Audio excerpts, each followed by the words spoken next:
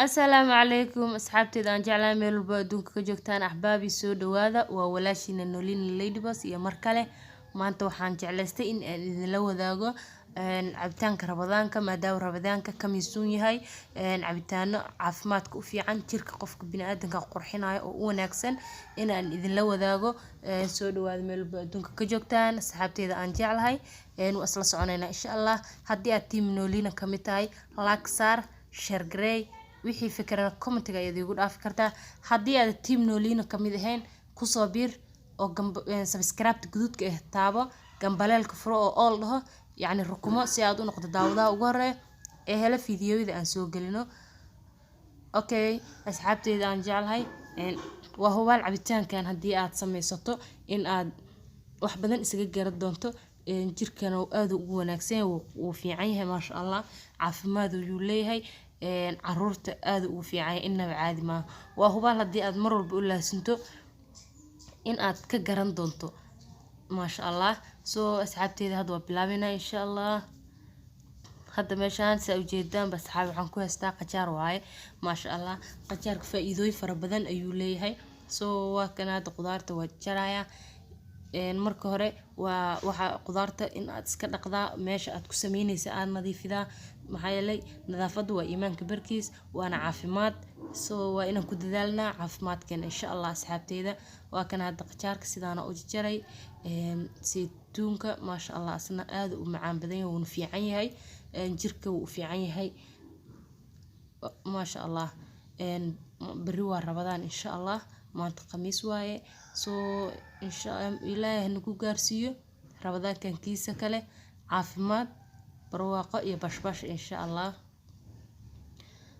Spanish maasha Allah Spanish kasna aad u fiican yahay yani isticmaalkiisa maasha Allah okay asxaabteyda waxaan rajeynayaa inaad fahmi doontaan faa'iidooyinka ay leeyihiin qudaarta insha Allah aad ku dadaali doontaan waa kana muuskii maasha Allah muus ayaan ku jarayaa waatana hadda qudaartii oo ii diyaarsan already waa diyaariyay waa nadiif waa soo dhaqay maasha Allah hadda waa kana diyaar waaye يعني سيدان waa ku cuni kartaa maasha Allah aad u macaan tahay soo dadka gobol waxay dhahaan qajaarka wuu uraaya qajaarka ma wanaagsano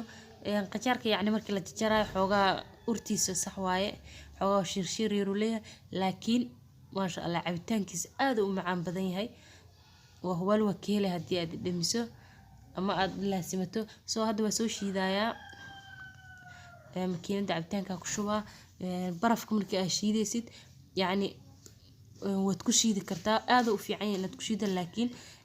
haddii ay dad qof dhuunta xanuunayo kale ama qon qabta ku joogto soo ha ku shiidin cabitaanka uma roona soo waa kana hadda sokor iyo biyo ayaa ku daray oo ku soo shiidaya waa soo shiiday asxaabteyda waa kana markii aan soo shiiday maasha Allah sidaan ku soo baxay quruxda badan maasha Allah aad cabitaanka la isku daray u macaan badan yahay waa qudaar yani healthy ah وكان هذا وجدان وهجبلين دهان oo si khafiif ah u soo jaray yani qurux decoration aan ugu sameynaya soo qurux oo noqona maahano